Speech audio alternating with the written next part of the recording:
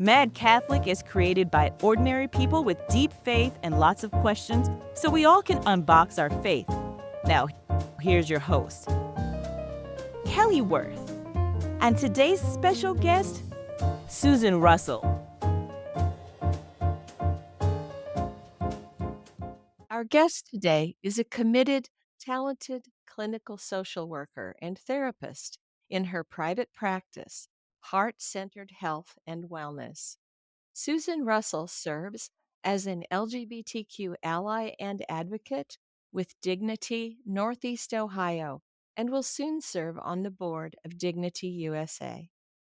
As a gender affirming therapist, she has certified with WPATH, the World Professional Association for Transgender Health. She has also completed EMDR, eye movement desensitization and reprocessing training to support her clients who are dealing with trauma.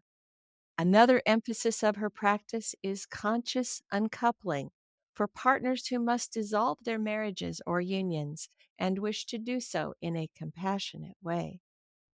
Susan's spiritual journey is as rich as her professional one. She was raised Catholic, and although her mother wasn't Catholic, the family followed all the rules of the Catholic Church, and the children attended Catholic schools. As a child, Susan questioned why Catholics were taught not to associate with people outside the church, and she welcomed Pope John the 23rd's movement toward ecumenism. And this significant change still moves her today. Her confirmation was a powerful moment in her spiritual life. It was around this time, though, that she was troubled that although her brother was allowed to serve at the altar, she was not. She wanted to be able to serve in that way too.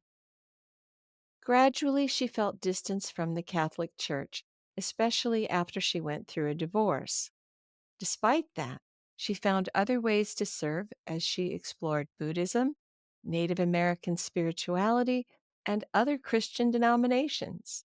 She even considered becoming a minister in some other church, but it was when she viewed the movie, The Passion of the Christ, that she realized how firmly Catholic she was and how much she missed the Eucharist. After returning to Catholicism, she had a revitalizing spiritual and community experience at Corpus Christi University Parish in Toledo, Ohio. She served the Catholic Church in many roles after that, grew through spiritual direction, and worked at her theological education. Still drawn to ministry, she came to realize a call to Catholic priesthood. Just a little over 1 year ago, Susan was ordained as a Roman Catholic woman priest in the Great Waters region.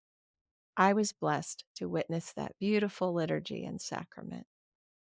Susan Russell's deep and serious commitments to love, minister to, and serve those on the margins doesn't mean she is always serious. Susan hones her sense of humor and delivery as a stand up comedian in workshops and performances. She develops her public speaking and communication skills as a member of 3 clubs and serves as club growth director in Toastmasters District 10, Northeast Ohio. She loves spending time with family and works to stay active and fit.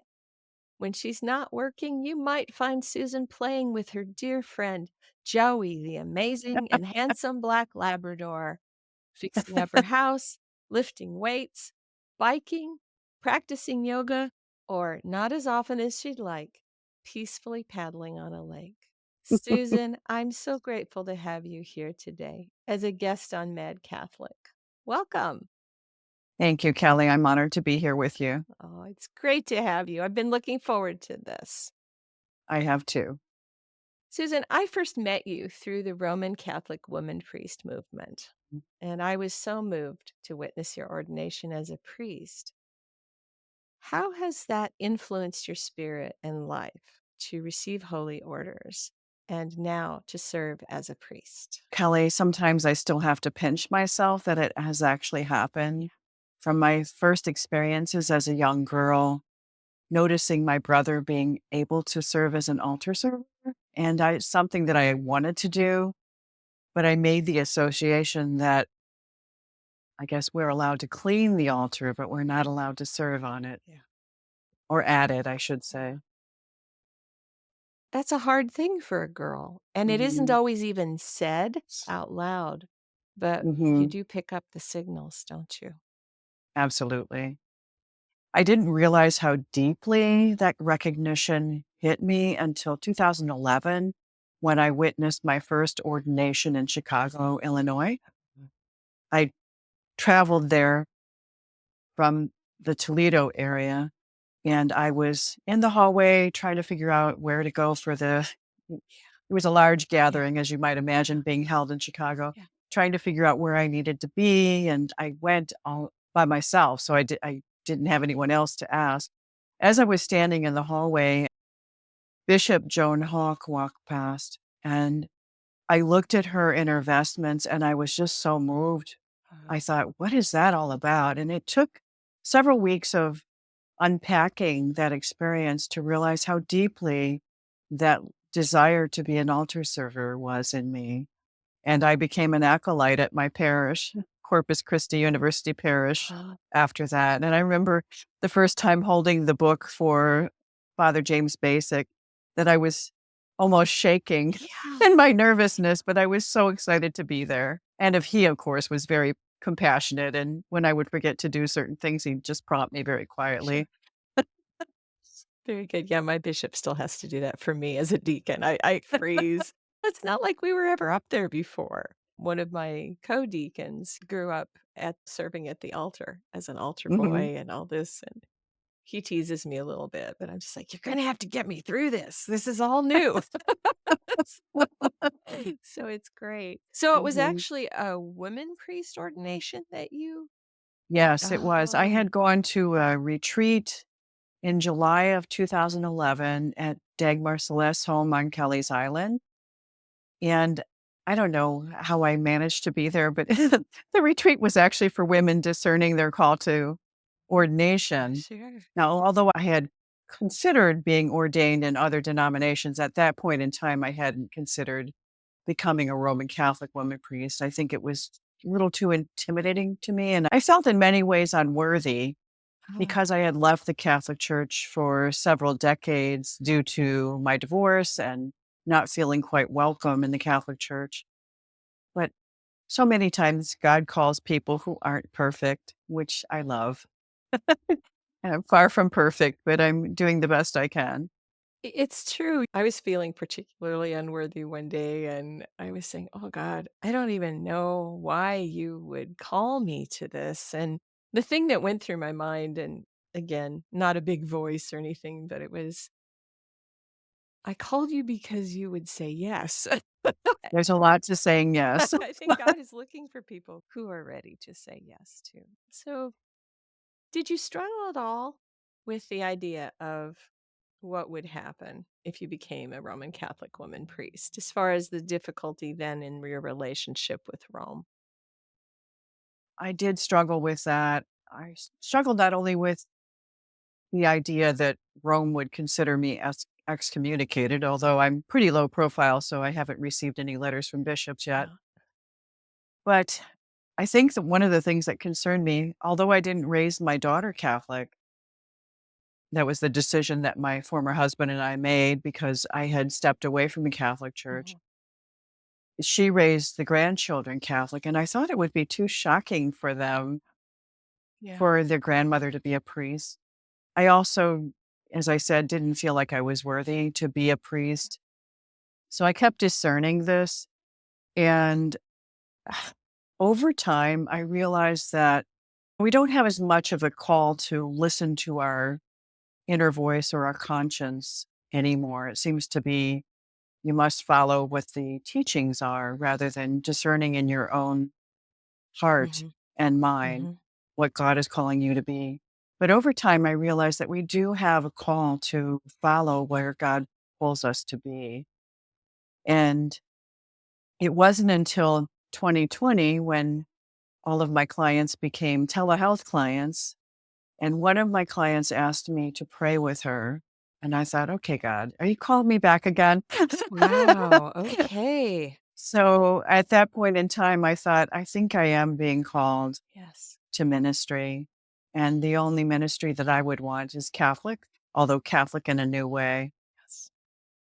I reached out to Elsie McGrath and found out that she was no longer the program coordinator. And she put me in touch with the people who were the program coordinators at that time. I had initiated the process back in 2011 and decided to wait. I'm really grateful that I followed the call and that I was eventually ordained a deacon and a priest.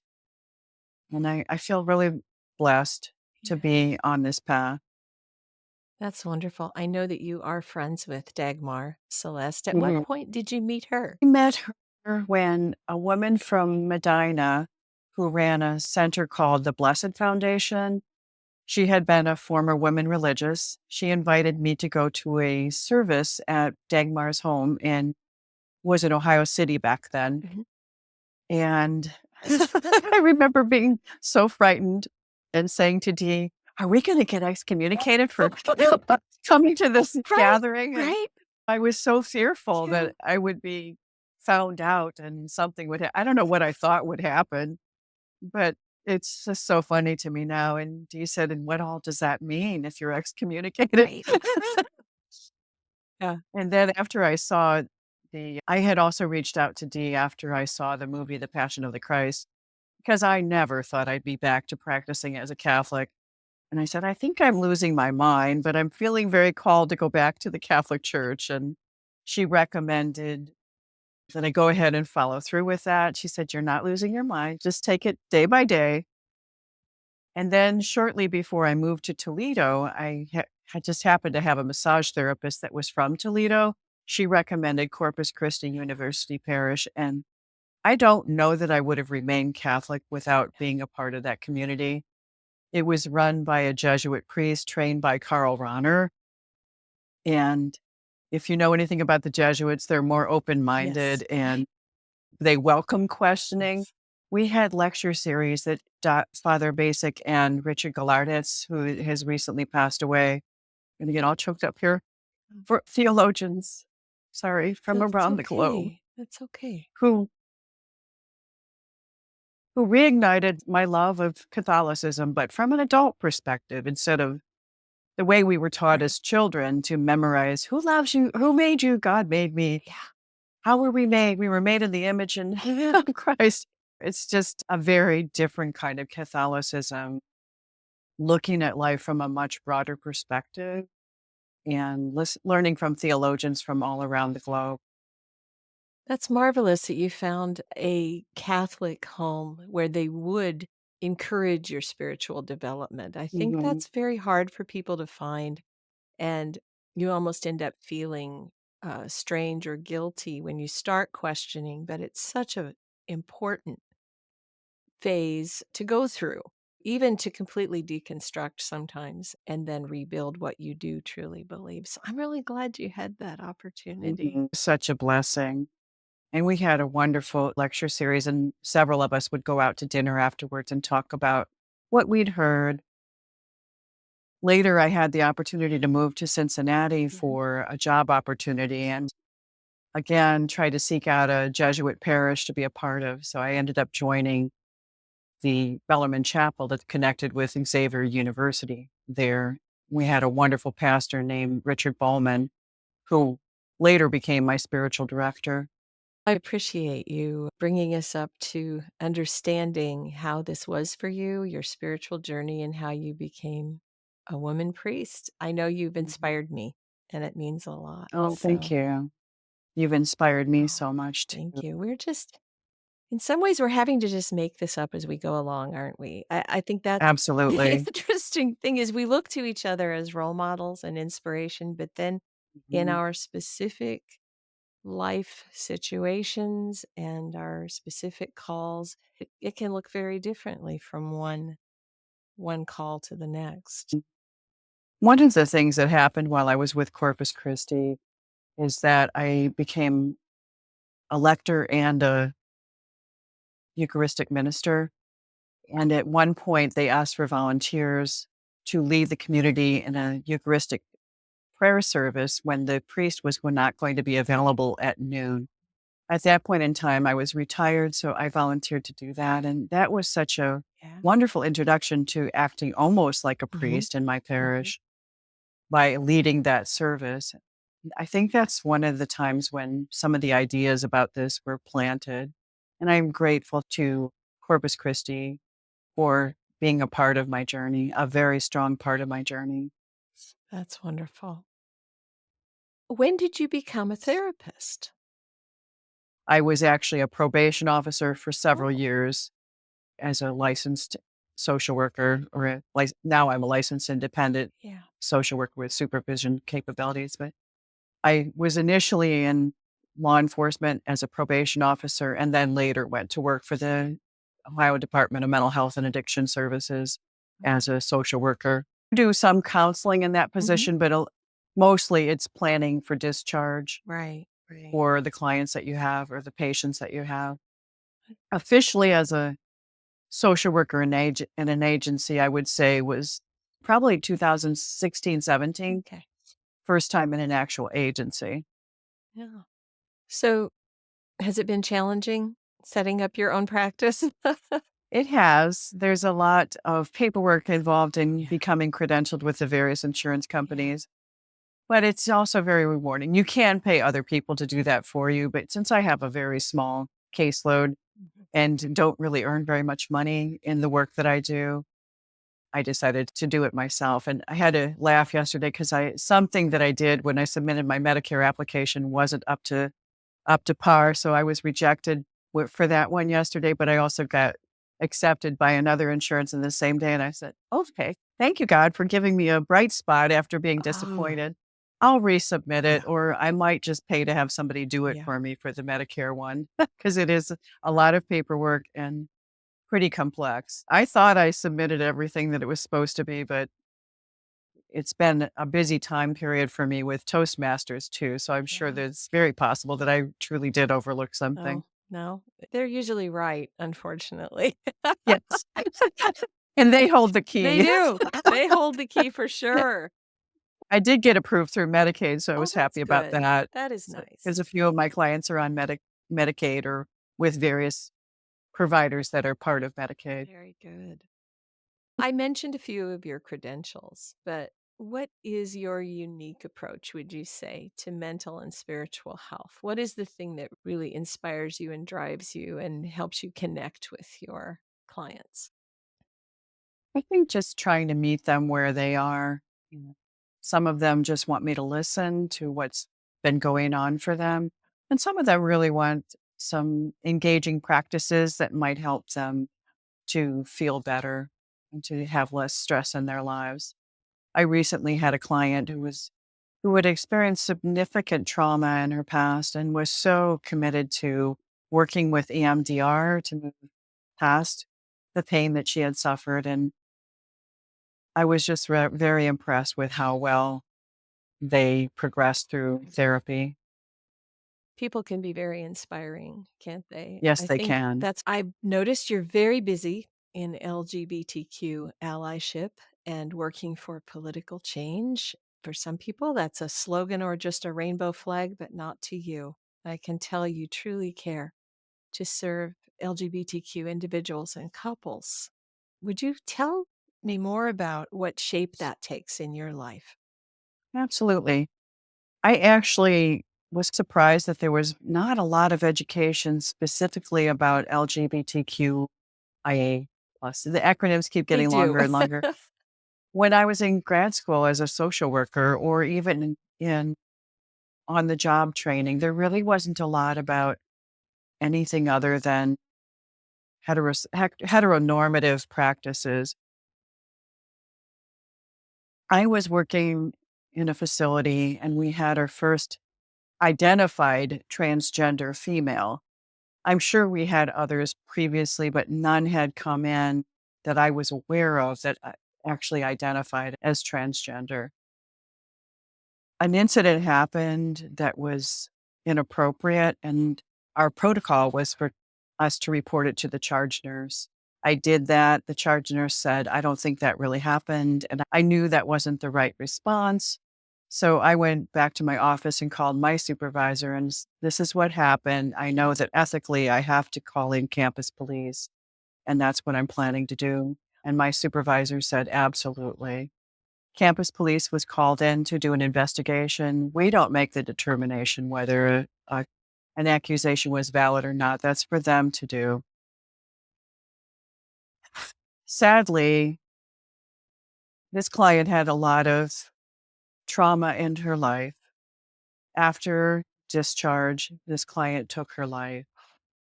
In spite of having said that she was feeling suicidal, I think less than 3 days before discharge, our team decided to discharge her. I was off for some time off when this happened. And of course, there's always an investigation afterwards about how we could have done better.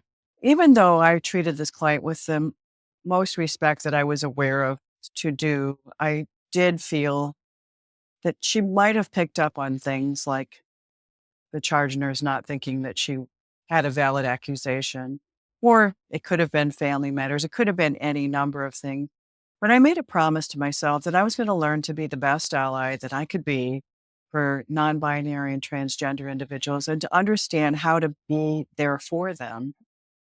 I had no idea where this journey would take me, but I met a great friend through volunteering for an event who had started a group called Out Support in Medina when their own child had transitioned from female to male. And because of the fact that there weren't any resources for them when they were going through this journey, she and her husband decided to start Out Support. She directed me to the World Professional Association for Transgender Health, and I became a member.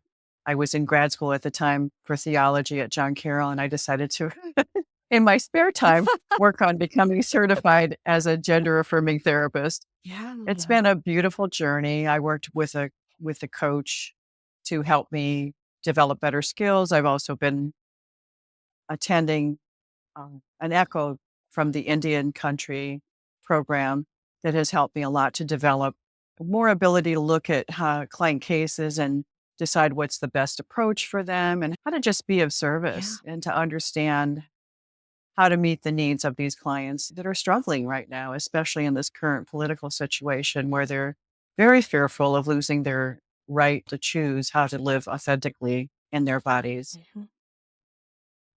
That's great. Because it's not enough to just have good intentions. And I think we all who grew up in our generation have a lot to learn about things that, for the most part, were kept secret from us, that were Hmm. hidden in society. And I feel like I'm playing catch up on a lot of those Hmm. issues as I meet people. It's not their job to educate me. So I do. I try to find out what I can in other ways. But some of them are more than willing to educate me, which is Hmm. great. There's nothing It like is. hearing people's personal experiences, but it's important we don't put them Mm. down. Awesome. Yeah, I remember as a pretty young child, my mother telling me about the person back in 1952 who had transitioned from male to female. Really? You may have heard of Christine Jorgensen. Yes. She made quite a splash back here in the United States, but she had to go to another country to get the Yeah. surgeries that she wanted. But it's not something that most people heard about Mm-mm. many years ago. It's a lot more prevalent now, and a lot of trans and non binary individuals are speaking more openly about these things, which I think is very healthy. Yeah. It is. We And need to be able to talk about these things. And we're learning that the biology behind it can be very complicated. And a lot of people will say it's either a male or female, but it's not. Biology is not that cut and dried. It's not binary. No, it's not. That my big revelation came when I went through a medical program to become a physician assistant. And all of a Okay. sudden there's genetics, there's embryology, there's anatomy and physiology and endocrinology, and you start realizing all the things that go into gender. And Hmm. it's fascinating. It really is. We people And don't know. beyond gender, the physical Yes. attraction to another Right? is not binary Right. either. Yeah, it is. It's just almost too much to talk about at once because and oversimplifying it doesn't help anyone. And one of the blessings of having gone through this experience is that we've had a couple of family members who identify as non-binary. And then it's so wonderful to be in a place where you can be understanding and compassionate rather than having to have them have the burden of explaining, what does that mean? I know that non-binary family members were a big part of my reevaluating not just my own attitudes about LGBTQIA issues, but also the church positions on that. I Mhm, think when it becomes personal, when it comes into your family more visibly, you really are confronted with the injustice and the cruelty, mhm. and it puts a sort of call to action in your heart. One of the things that brought me back to the Catholic Church was my desire to support women who were choosing to follow the call Right. to be a Right. priest, and also to how the Catholic Church treats people who identify Mhm. as gay and lesbian. But through my work with Dignity Northeast Ohio, I've come to know quite a few Catholics who identify as LGBTQ. And it puts a whole different perspective on how damaging that is to their psyche. Mhm. I felt a lot of compassion for them, but I'm not gay. And I can't even imagine what it would be like to have to choose between your love of God or your love of your faith and who you are as a person. It was tough enough for me as a divorced Catholic to feel like, wait a minute, I'm still a good person. I just maybe was a little too young to get married at age 20. And I was a very immature 20. And I'm not sure that the Catholic Church was really that unwelcoming, but it felt that way because I did make a promise to live to be with my husband until death do us part. But It goes back to that thing about spiritual development and how, mhm, as spiritual leaders, it's important that we walk with people through where mhm, they are and what they have experienced. And yeah. the whole expectation of the annulment process, it does throw shade on you. It's, well, you really screwed up. So we have to put you through this very excruciating process to make sure you're not a danger to the church or whatever. I don't know what they were trying to prove, but I don't think it was all in your head, I guess is what I'm saying. Oh, and I'm realizing that I would be remiss if I didn't say it wasn't just the movie The Passion of the Christ that brought me back to Catholicism. My best friend from 8th grade, and we're still friends to this day, Maggie Zott, Maggie Verisot, was praying for me all the time and inviting me to go to church with her when I would visit her in Oak Island, North Carolina, There you go. and gently persuading me to come back to the Catholic faith.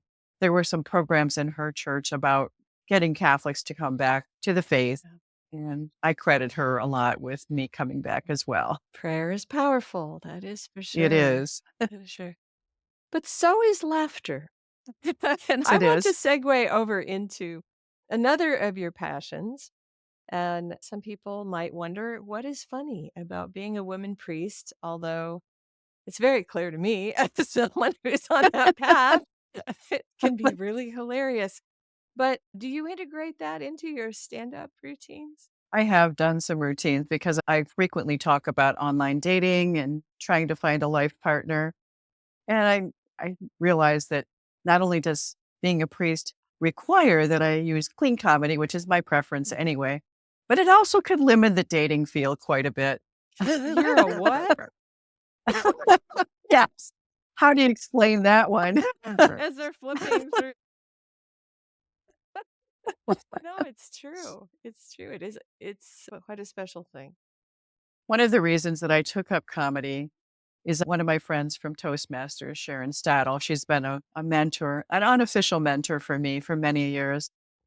She gave a speech one time about talking in a monotone voice, and when I'm nervous, I'm very monotone.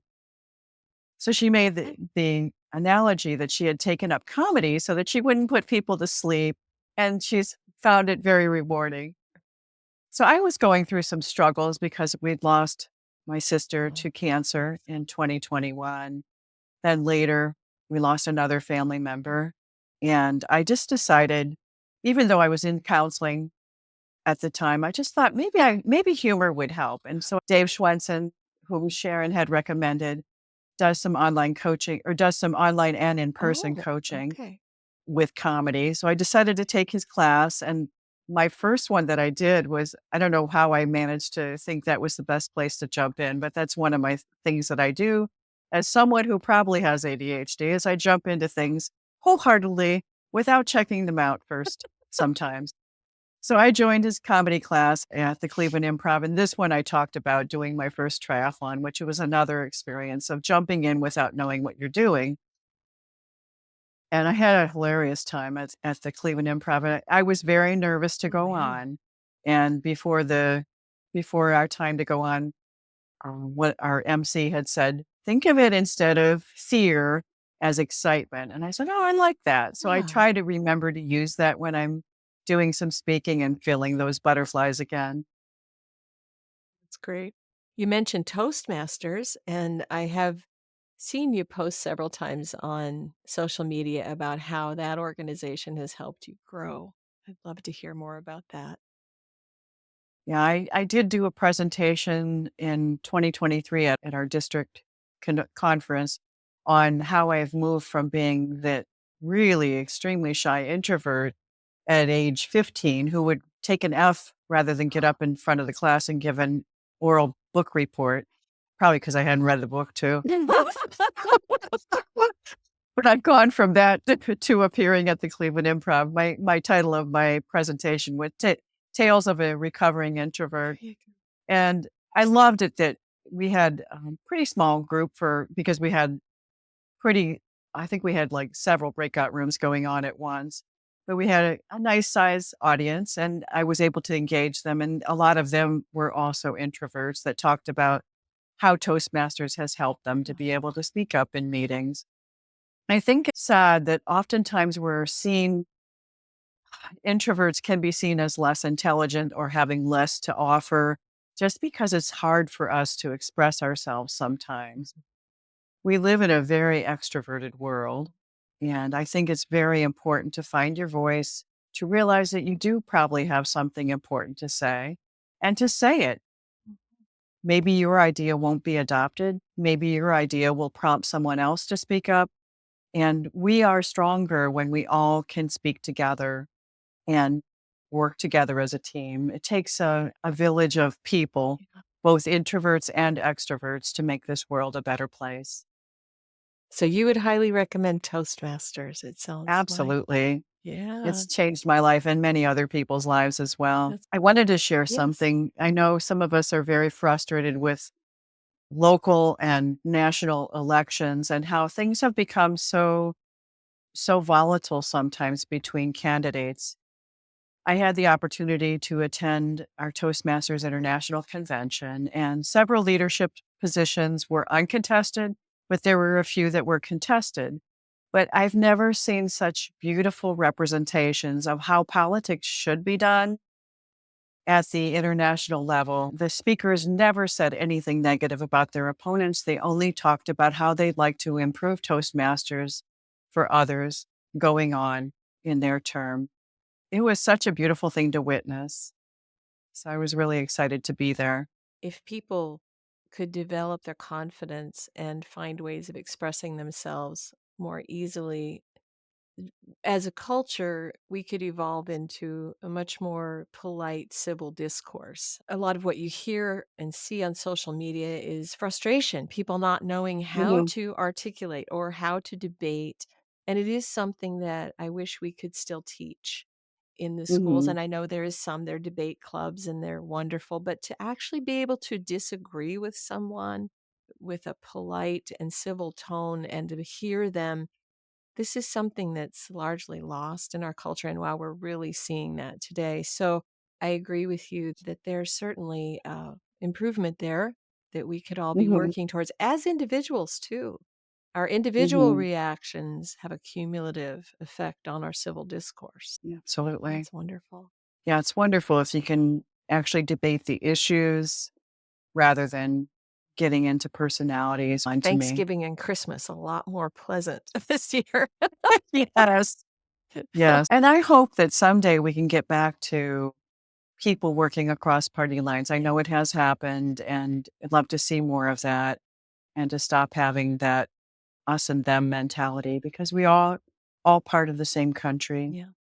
And again, and we need to work if together. everyone feels heard, that's a lot more likely to happen. Absolutely. So tell me, what do you see yourself growing into and committing to in the coming year? Although I know some of that will be spontaneous. You'll see something and you'll say, I think I want to do that. But what do you foresee at this point? I won't have much time to jump into too much more than what I'm doing currently.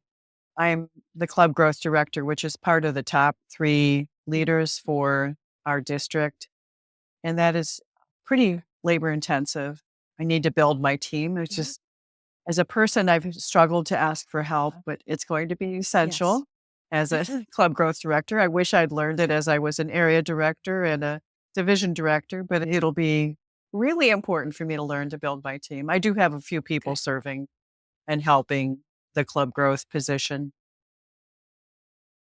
But I'm also going to be stepping onto the board of Dignity USA, and I'm excited about that. I'm also really grateful that we have a great team of leaders ready to take over as president of Dignity Northeast Ohio, and also I was serving as treasurer.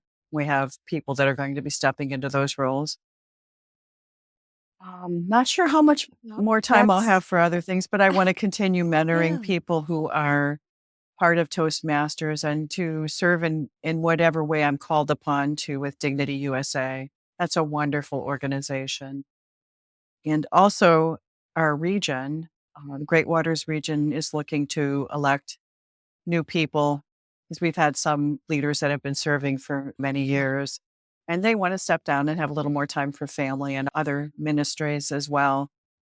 So we're having our elections in the near future, and I agreed to serve if I'm needed Wonderful. as an assistant program administrator or Oh, a good. mentor. It just depends on how many people put their hats in the Oh, ring. you would be very good at both of those roles. Thank you. I would like to give you a chance here. Your therapy services are so important, maybe especially for LGBTQ plus Mm. people, not necessarily only that. We didn't really get into conscious uncoupling. If we could take a Oh, minute, that's sure. another thing that you have to offer as a therapist. Please give us a brief description because I think people could really use that. I first became aware of the book that Catherine Woodward Thomas wrote called Calling in the One because my therapist recommended it Hmm. to me when I decided that I was ready to begin dating again. Calling in the One is, I think, a 7-week program for clearly articulating what kind of partner you would like in your life.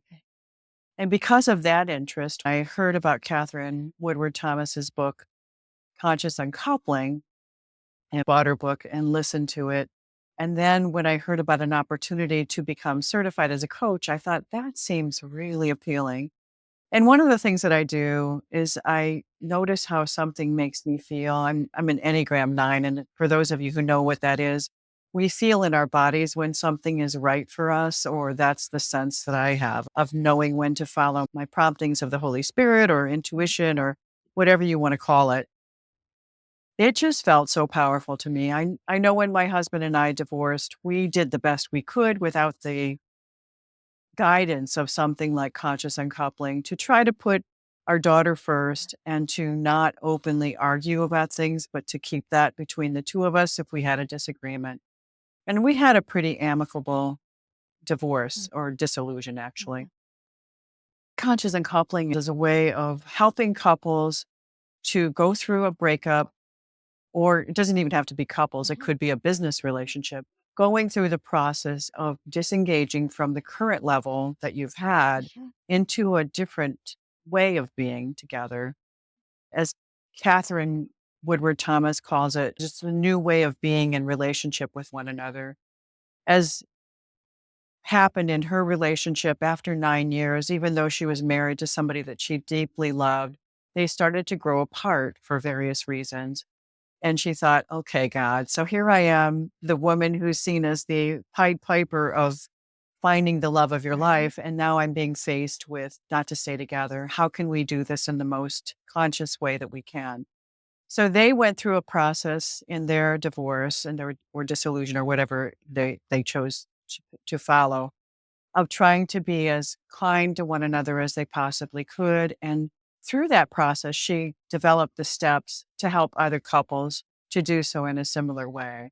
And this book is actually being used with people who do divorce mediation and other paths to try to help couples to remember why they fell in love and to remember that highest part of your partner Mhm. that you want to say goodbye to, but and to maintain, if you Mhm. can, maintain a relationship in a new way. If not, if it's just too toxic to continue to at least wish each other well in your life. And of course, we don't always get both parties to participate in it, but to me, it just makes sense. Mhm. There was a time when people stayed together for their lives, partly because women didn't have any power to have credit in their own names. So that was part of the reason, but we also didn't live as long as we do now. And I think people are learning to expect more from a marital relationship than just maybe the safety of feeling married. Mhm. They want to be really close to one another and to grow together spiritually and mentally and physically in all the different ways that you can grow with a partner. Yeah. It sounds very healing. I think that's It is. It 'cause is. so many of us as we went through there's a decline. There's always a decline in the relationship, and then there's the crisis point and the separation, and the word you used that struck me was guidance. There's not Mm-hmm. guidance for how to survive these things. Mm-hmm. If you go to your priest or your pastor, I know at one point I went to a pastor and I tried to express, and he said, "Too bad, you made a commitment." That was the extent of the guidance I got. Mm-hmm. So I think yeah, I like the sound of it. It sounds wonderful. Just to reconstruct something more positive would be the benefit. We actually have opportunities for people to participate in this for free. Mm. I actually coach several clients as part of my training Yeah. through this process. And in one case, it wasn't that they chose ex partner to separate from, but more a commitment they had made to work within a system Mhm. and that they felt was no longer supportive of Oh, their growth as a person. interesting. So they use this process. There's rituals involved and where you say goodbye to whatever the person possibly or to the institution that no longer fit her. Yeah. She felt like she was giving more to the institution than the women religious were giving to the institution. She said, I need to change something about this. That's So it's fascinating. just beautiful to, Yeah. yeah, it's just beautiful to see people be able to let go of things that don't really serve them any longer and to move into a higher form of their being. That's fantastic. I really like that. Okay, and on that note, I want us to be able to share your website so people can reach you for these wonderful things that you've been talking about. Would you go ahead and give the website address, please? Sure. You may have to enter, if you just put in russellstrong.com, it'll take you to the Yes. website. I'll And also add it at the bottom of the screen. RUSSELL strong.com. All right. And then you mentioned you'd be happy to share your email. Would you please do that? yes, my email is smrussell with two S's and two L's at yahoo.com. And my mobile is 330-840-9385. If you happen to be out of the country, you can also reach me via WhatsApp from that number. Great. Because you are accepting clients, I understand. I Yeah, am. that's great. That's a great thing. I know Susan now for a little over a year, and I would highly recommend you as a person who's very Oh, easy thank to you. talk to, and you certainly have a wealth of experience, insight, and knowledge. Thank So you. we're nearing the end, and I like to give my guests a chance to wrap up, to offer any thoughts we didn't get to in our conversation. So please lead us out with that now. The only thing I'd like to say, Kelly, is it's such a pleasure to know you and to follow your journey on Mad Catholic. It's just been wonderful to see you Thank you. blossom in your path. Thank- And I'm so grateful that you were there to be a witness with Eileen at my ordination last summer. It was a wonderful, transformative moment for me in my own journey. We all go our individual ways and have our individual challenges, but I do feel such a bond with you. And I appreciate your support. I know that when I was just ordained a deacon, I had all your good wishes and thoughts and prayers carrying me too. So I love that sisterhood. Yes, Yeah. absolutely. So thank you, Susan. It's been a delight to share with everyone your amazing active approach to life, service, and ministry. I know I'm blessed by it. So thank you, everyone, for coming today. Thank you, Kelly. Bye bye. Bye bye.